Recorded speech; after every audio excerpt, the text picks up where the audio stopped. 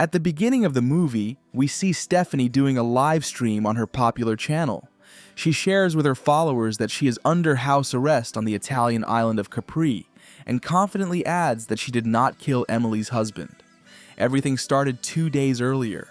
Stephanie had long left behind her successful YouTube show for moms, became a self-taught detective with her own true crime channel, and published a book about her sensational case from the first movie of the series. Her son, Miles, is going to summer camp, and the anxious single mother packs his things while being in a deeply nervous state. She overwhelms him with instructions and excessive care, which infuriates little Miles. He reproaches his mother that at school he constantly hears talk about her guilt in the death of the man from her last podcast. Memories immediately flood back to her, but she pushes them away and tries to calm her upset child. He continues to accuse her of writing a book that smeared his friend's mother's name and copied the plot from a famous movie. At the bus station, they meet Darren, who is also seeing his daughter off to summer camp. Stephanie has a book reading today, and together with Darren, they rush to the bookstore corner. Her friend accuses the girl of having stopped posting on her blog after the last case.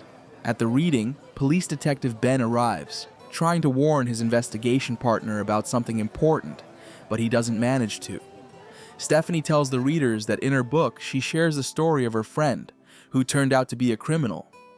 As the writer reads page after page, the very blonde from her new book, bright and eccentric Emily, makes a triumphant entrance. Thanks to expensive lawyers, the girl got out of prison and is already planning a wedding in Capri. She spitefully remarks that her friend ruined her life, but thanks to the press attention, she is getting married again, and asks Stephanie to be her bridesmaid. In Emily's view, the writer built a great career on her name, made money, and became more confident. Therefore, now she must repay her friend, whom she herself put in prison. Stephanie wants to refuse, but her opponent threatens to sue for using her image and name without consent. This convinces the detective to think carefully about the proposal. The video of Emily's return is already gaining thousands of views and fueling interest in Stephanie's blog. On the last day before her flight to the Italian island, the writer notices an unknown brunette following her. Many are sure that the blogger is in danger on the island. For protection, the woman takes an agent with her and plans to stream live to her huge audience. The detective can't shake the question: what is her vengeful friend really planning? On the private jet, the blonde shares the story of meeting her millionaire husband, Dante Versanto. Stephanie tries to find his name online, but such a person doesn't seem to exist. On the island, the plane is met by a young and handsome Italian. He warmly greets his future wife. During their ride around the island in a convertible, the company ends up on a narrow road. Dante can't pass a truck, and its angry driver rushes up to the car, but recognizing the young Italian, he instantly goes quiet and lets the shiny Ford Mustang through. Stephanie doesn't understand who Emily's fiancé really is and continues to observe with a detective's instinct. At the hotel, the blonde finally meets her son, Nicky, whom his father hadn't brought for prison visits in 5 years. Emily's ex-husband, Sean, had to bring the boy by court order, thanks to Dante's expensive lawyers. Before the formal dinner, Sean and Stephanie discuss whether Emily truly loves her Italian beau. Both are convinced that the woman only loves herself and her son. Sean warns the writer not to trust her friend, because she is very vindictive. When the blogger finally decides to record a short video for her followers, security immediately stops her. Matteo Bartello appears and demands that she delete the footage. He reminds Dante about the fragile truce between their families. Unhappy with her son's choice, the groom's mother, Portia, gives the bride a nasty surprise. She invited her half-mad mother, Margaret, to the celebration. Margaret is accompanied by Aunt Linda, whom Emily hasn't seen since early childhood. Margaret behaves inappropriately, so Linda soon takes her back to the hotel. One drama hadn't cooled down yet when Sean begins lashing out at the future newlyweds. He announces that he will sue and plans to strip Nicky's mother of parental rights. The man behaves rudely, and Dante kicks the guest out from the holiday table. Emily also storms out, and her sensitive friend, despite warnings, goes to comfort the upset bride. The blonde reproaches her friend, saying that because of the investigation, she couldn't escape abroad with her son. Stephanie asks what she would have done with the boy's father, but the blonde only gives a sly smile.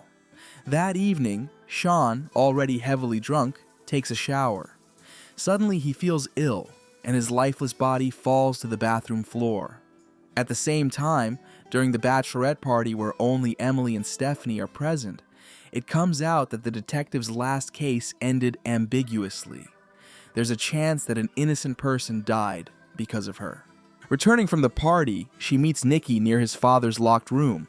The maid helps open the door, behind which they find Sean dead. The local detective calls it a tragic accident, and when Stephanie raises objections, he firmly replies that the respectable Versanto family and their guests are not capable of crime. But the amateur detective already suspects the bride. She tells her agent that the groom's family is mafia, and after the wedding, Emily will be untouchable by justice. The writer decides to follow where Emily is going, but on the way she notices the brunette who had been following her in America.